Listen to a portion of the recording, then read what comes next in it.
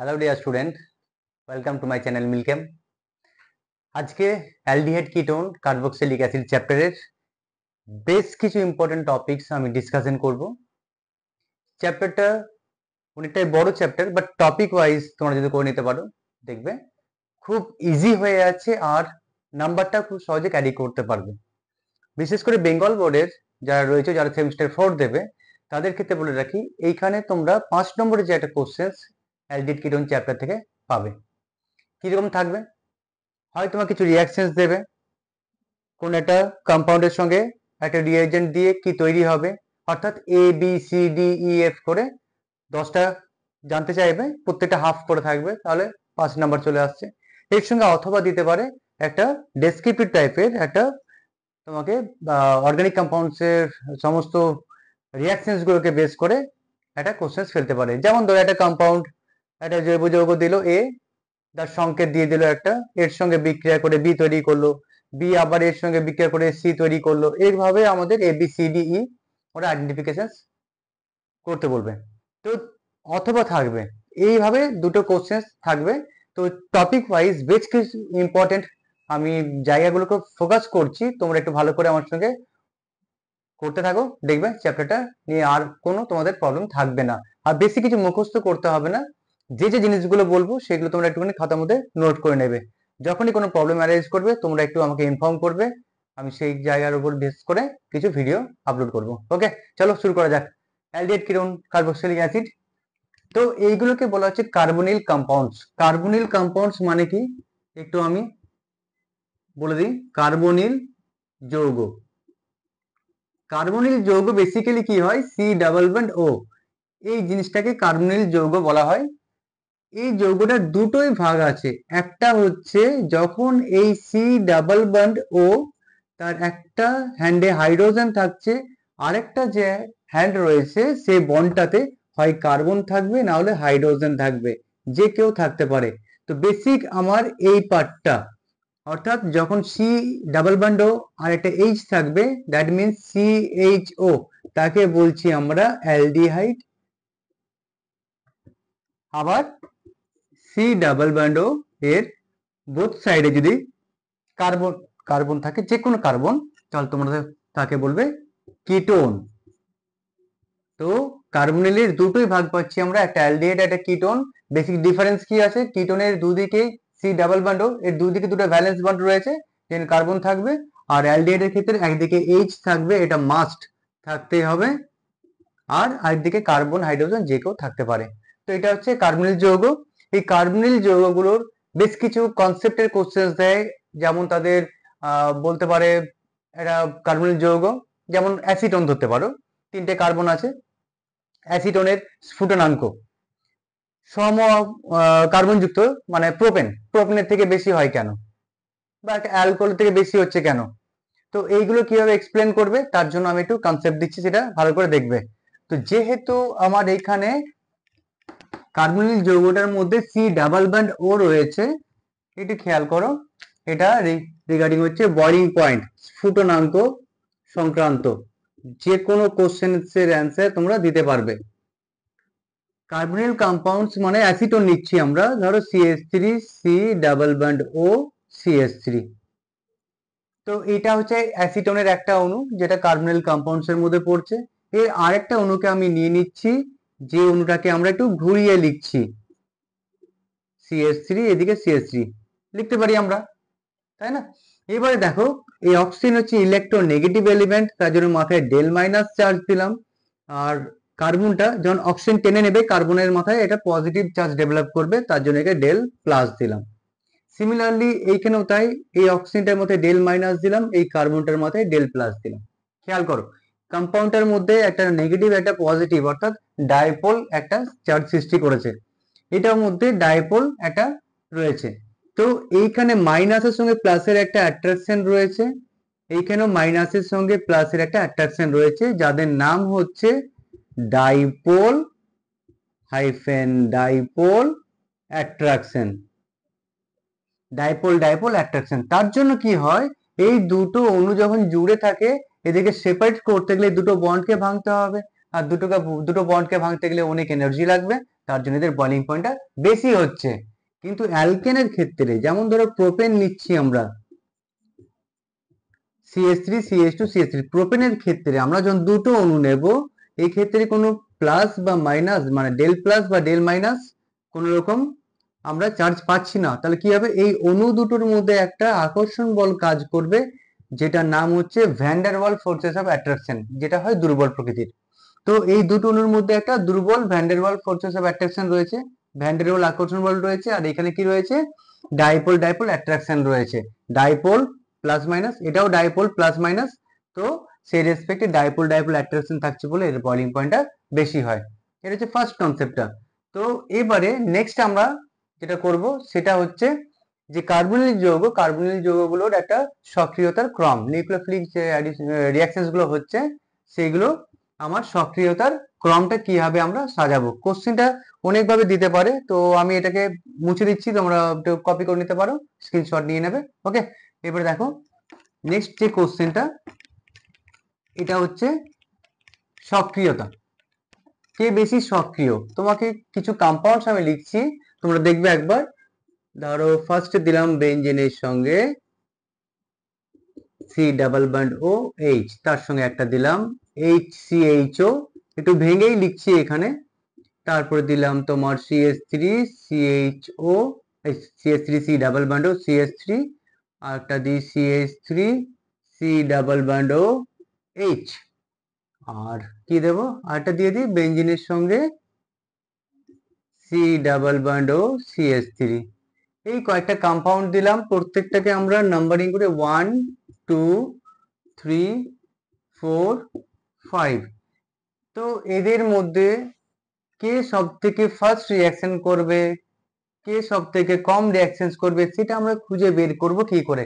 কিছু short tricks আছে, সেটার কাজে লাগাও। আমি এক্সাম্পল হিসাবে দেখছি, এইগুলো প্রত্যেকটার মধ্যেই রয়েছে, দেখো কার্বনিল প্রত্যেকটার মধ্যেই রয়েছে, সি ডাবল বন্ড ও গ্রুপটা রয়েছে। ওকে, চেঞ্জ কি হচ্ছে, এর লেফট হ্যান্ড আর রাইট হ্যান্ড এই দুটো বন্ডে কি হচ্ছে, গ্রুপগুলো চেঞ্জ হচ্ছে।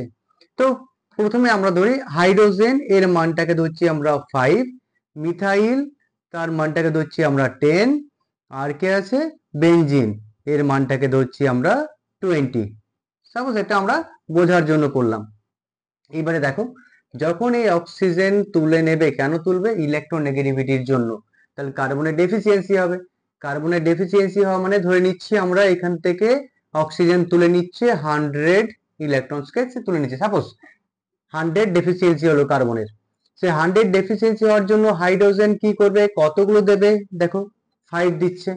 বেনজিন কতগুলো দেবে, এদিকে বেনজিন দিচ্ছে 20, তাহলে 20 আর 5 দ্যাট মিনস 25 কার্বনকে দিয়ে দিল, তাহলে ডেফিসিয়েন্সি কত রইলো, 75। ওকে, সিমিলারলি দেখো এইখানেও যখন অক্সিজেন টানবে কার্বনের ডেফিসিয়েন্সি হলো, এটাকে আমরা 100 ধরছি। হাইড্রোজেন দিচ্ছে 5টা, এই হাইড্রোজেন দিচ্ছে 5টা, টোটাল 10টা দিচ্ছে, তো ডেফিসিয়েন্সি কত হলো, 90। এক্ষেত্রে খেয়াল করো, যখন এ টানবে এ দিচ্ছে কটা, 10টা, এটাও দিচ্ছে 10টা, দুটো মিথাইলই 10 10 করে দিচ্ছে 20, তাহলে এর মধ্যে কত হবে আমার 80 কার্বনের মধ্যে ডেফিসিয়েন্সি রয়েছে। আর এক্ষেত্রে এ দিচ্ছে 10 আর হাইড্রোজেন দিচ্ছে 5, তা তুলে নেওয়ার জন্য 15 এখানে এটা দিচ্ছে, তাহলে এর মধ্যে কত আসবে 85। তারপরে এটার মধ্যে দেখো বেনজিন দিচ্ছে 20টা, এদিকে 20টা দেবে যখন তুলবে অক্সিজেন, আর মিথাইল করা দিচ্ছে 30, তাহলে এর মধ্যে 70। কোন জায়গাটাতে কোন কার্বনটাতে সব থেকে বেশি ডেফিসিয়েন্সি রয়েছে খেয়াল করো, 75 90 80 85 70, সব থেকে বেশি ডেফিসিয়েন্সি আছে এখানে, তাহলে সব থেকে বেশি রিঅ্যাক্টিভ কে হবে, HCHO। তাহলে HCHO সবার ফার্স্টটা রিঅ্যাকশনটা দেখাবে। ওকে, তার কারণ কি, হাইড্রোজেনের প্লাস এফেক্টটা খুব কম, এর থেকে বেশি হচ্ছে মিথাইল, তারপরে তো বেনজিন রয়েছে, সেই রেসপেক্টে আমরা এটা ভ্যালু আরবিটারি বসালাম। এরপরে কে আসছে, দেখো 90 পর কে আসবে 85, দ্যাট মিনস CH3CHO। তার থেকে কম কে হবে 80, তাই না, 80 মানে অ্যাসিটোন, CH3CO CH3। এরপর কে আসবে, অ্যাসিটোন হয়ে গেছে 70 আর 75, তাহলে কে আসবে 75 আর 70, তার মানে এটা আগে আসছে, তাহলে এটা হবে বেনজিনের সঙ্গে, এটা মুছে দিই, এটা আসছে বেনজিন, তার সঙ্গে সিও CH3 যার নাম হচ্ছে অ্যাসিটোফেনল, আর তার থেকে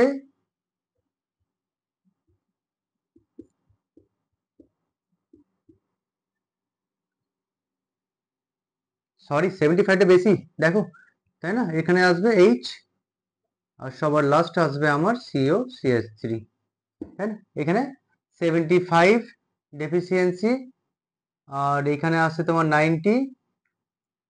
ওকে, তাহলে আমার এইখানে আসবে তোমার রিঅ্যাক্টিভিটির মধ্যে HCHO সবার বেশি, তারপরে আসছে তোমার CH3CHO, তারপরে আসবে অ্যাসিটোন, তারপরে আসবে 75, that means CH3CH benzene CHO, তারপর আসবে বেঞ্জিন COCH3, দ্যাট মিনস অ্যাসিডোফেনল। সবার থেকে কম রিঅ্যাকশনস দেখাবে এইখানটা। এই কোশ্চেনটা একটুখানি ভালো করে বুঝে নাও, মাথার মধ্যে ঢুকিয়ে নাও, এটা কিন্তু একটা ইম্পর্টেন্ট কোশ্চেন এখান থেকে আসবে।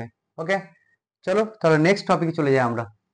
এই চ্যাপ্টারের মধ্যে বেশ কয়েকটা জায়গা যেটা বলছি তোমরা একটুখানি এটাকে জোর দেবে। ফার্স্ট হচ্ছে আমার aldol condensation, aldol condensation, aldol condensation. Aldol condensation বিক্রিয়াতে কি হয়, যে কোনো একটা কার্বনিল যৌগ যার মধ্যে আলফা হাইড্রোজেন থাকতে হবে।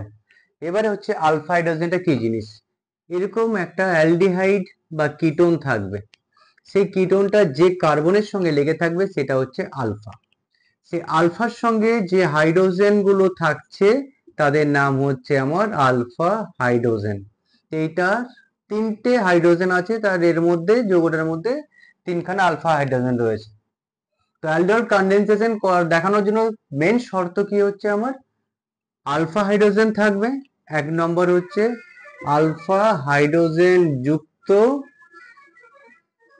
কার্বনিল যৌগ, কার্বনিল যৌগ হতে হবে। আর 2 নম্বর কি বলছে, যে একটা ক্ষার হতে হবে, লঘু NaOH হতে পারে, লঘু KOH হতে পারে ইত্যাদি, এরকম একটা ক্ষার থাকবে। যে কোনো একটা ক্ষার দেবে, তার সঙ্গে আলফা হাইড্রোজেন যুক্ত কার্বনিল যৌগ থাকবে, নি তারা জুড়ে গিয়ে কি হবে, এটা অ্যালডল যৌগ তৈরি করবে। এবারে আমরা একটুখানি মেকানিজমটা যাচ্ছি কি হবে, যেহেতু এইখানে আলফা হাইড্রোজেন কেন দরকার হচ্ছে বলতো, আলফা হাইড্রোজেন লিখছিলাম, আলফা হাইড্রোজেন থাকতে হবে। কেন আলফা হাইড্রোজেন থাকতে হবে, কারণ কি আলফা হাইড্রোজেন গুলো হয় আম্লিক প্রকৃতির।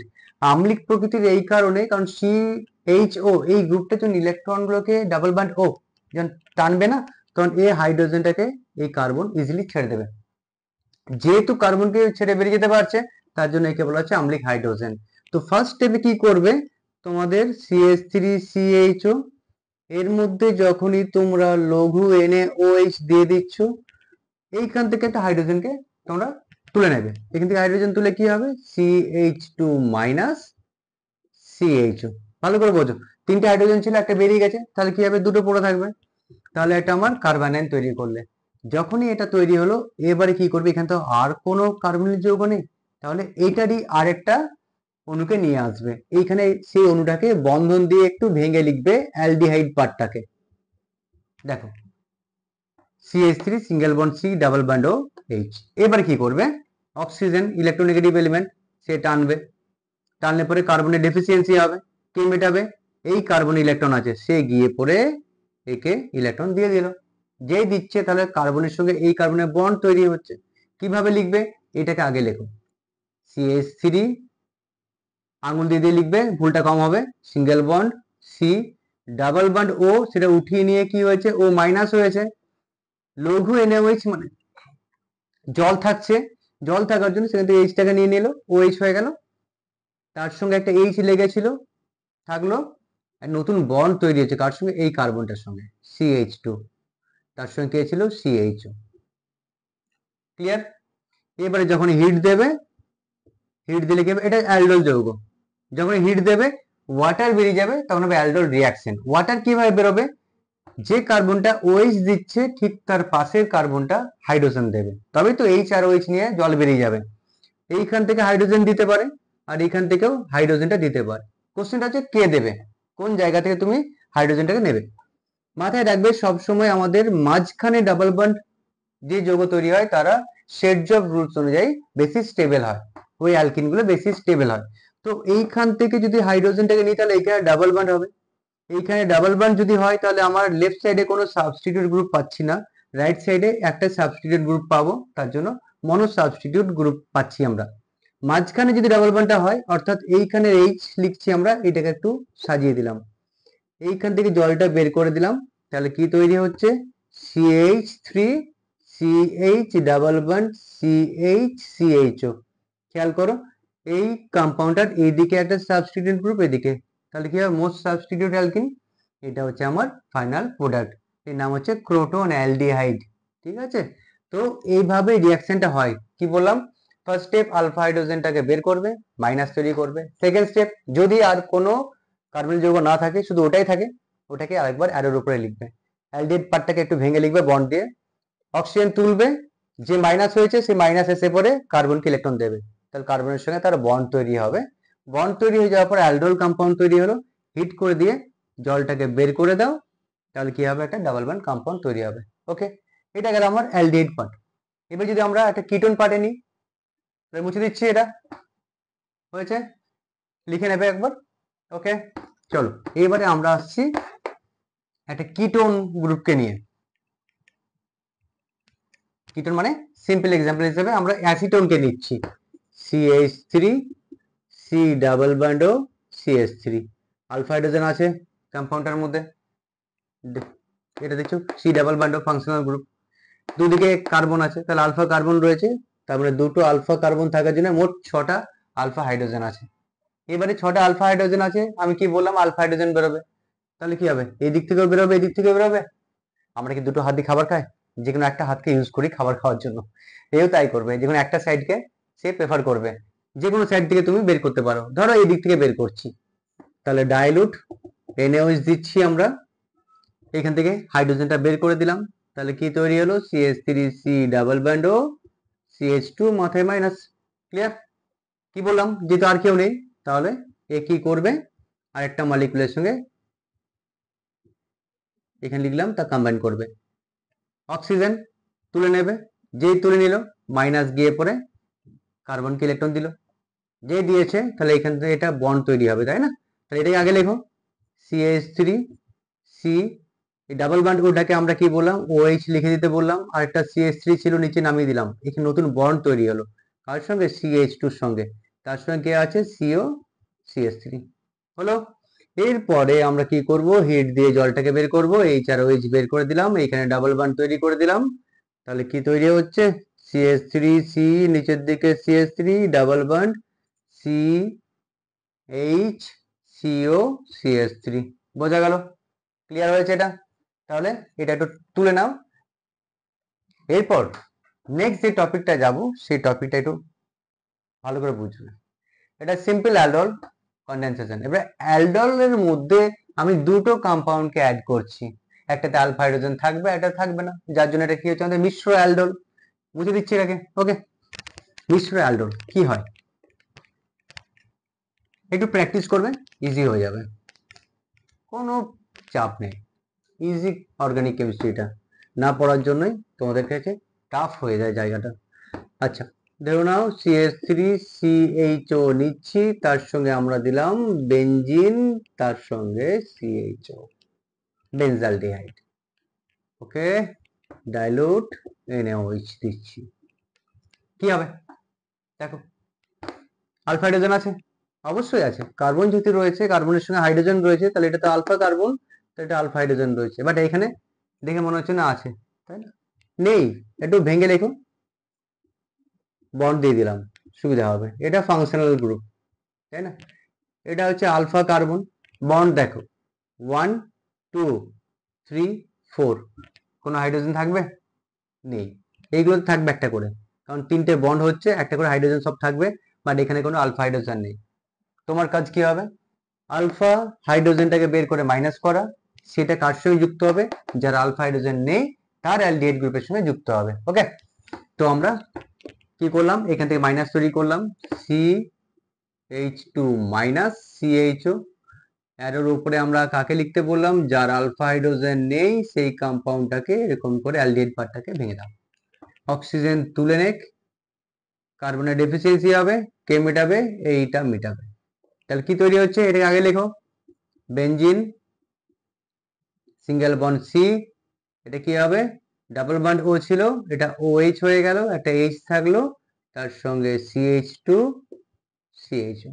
হিট দাও, জলটাকে বের করে দাও, কি তৈরি হবে, এখানে ডাবল বন্ড তৈরি হবে। সবসময় মাঝখানে রাখবে, কারণ এখানে তো হাইড্রোজেন নেই, তাহলে দ্বিবিহরের কোনো গল্পও নেই। তাহলে কি তৈরি হচ্ছে, benzene CH double bond CH single bond CH। ওকে, এটা বোঝা গেছে। এর ভাইটাল জিনিস এটা বলবো, যেটা এই অ্যালডোরের মেন কম্পিটিটিভ হোক বা অনেক সময় বোর্ডেও দিতে পারে, কনসেপ্টের উপর ডিপেন্ড করে ওইটা কোশ্চেনটা দেয় ওরা, যে বাচ্চাটা কতটুকু জানে সেই রেসপেক্টে। মুছে দিলাম, ঠিক আছে।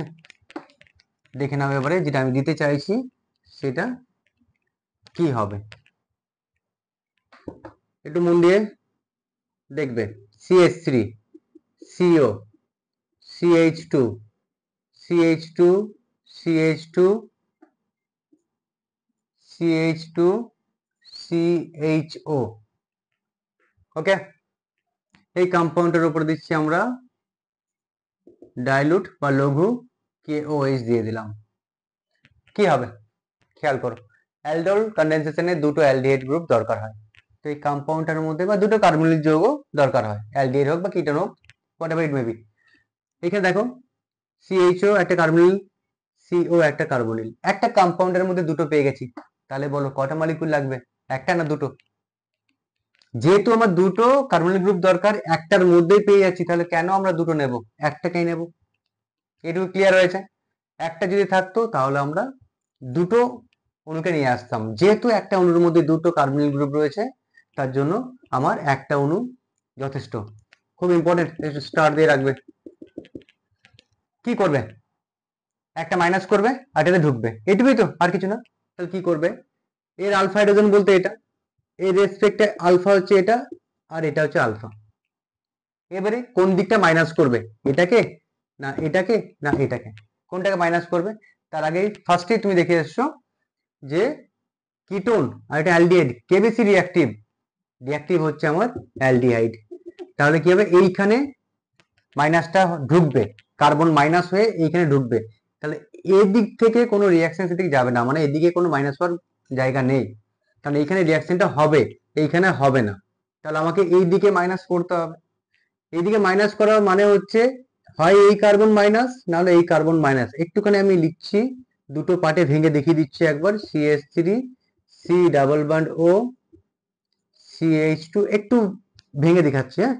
1 2 3 4 চারটে আছে, 1 2 3